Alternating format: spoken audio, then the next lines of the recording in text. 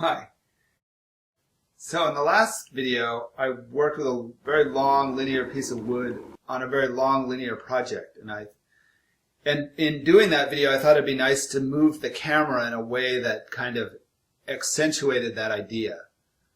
So I did all these panning dolly shots. And so in this video, I'd like to show how I did that. So I used the track and dolly that I made last spring to do this, and I've got a video about making this track and dolly that I did last spring, and I'll put a link up for that. It's basically two plastic pipes for a rail and then a dolly made out of a piece of plywood and some rollerblade wheels that I got off of a pair of rollerblades that I got at a thrift store. Now when I made this, originally I used it to do a stop motion sequence, and I came up with a whole system for moving it very slowly over time. But I remember when I made it and I was testing it, I could get it to roll on its own. If I gave it just a little bit of an angle and a little bit of a push, I could get the dolly to move on its own and sort of balance the friction of the wheels with the force of gravity, and it would move along at a somewhat continuous pace. I would have to get everything all set up and absolutely ready to go, and then give the dolly a little push with the camera rolling, and then run over and do the thing that I needed to do, then shoot the short 5 to 10 second little sequence of me doing something. One thing that I had that was a big help was a lift cart. So I could put one end of my track onto something, like my ladder, and then put the other end on the lift cart, and then I could adjust the height very precisely.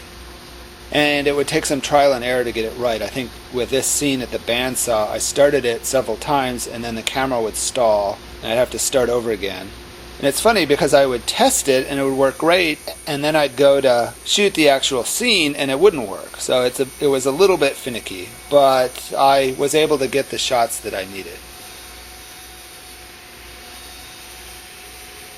Some shots it was more about timing and watching the camera very closely to do what it was I wanted to be seen within the camera, like the shot where the wood is being moved across.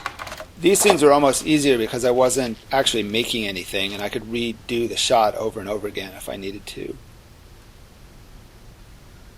And then there were the kinds of scenes where I was actually doing the work at the time I was filming. And I think in this one too, the first 2 biscuits or so, at this end, I had done already, because in the first 1 or 2 takes the camera stalled, so I had to restart, but it worked out in the end. I had to keep the camera in the corner of my eye to make sure it was still moving while I was doing the work.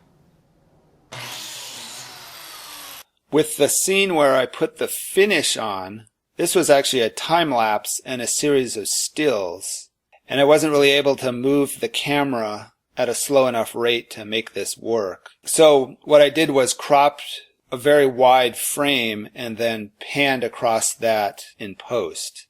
So because the camera is not actually moving in this scene, it has a much flatter look. You can see when compared with a scene where the camera is actually moving, which is what's happening above.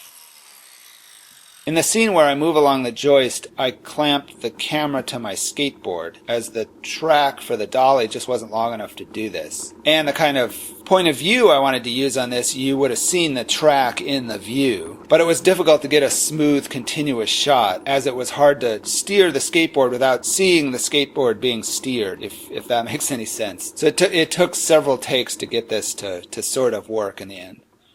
So that's how I did much of the camera movement in the previous video about making the wood paneling. I hope it was informative. Thanks for watching.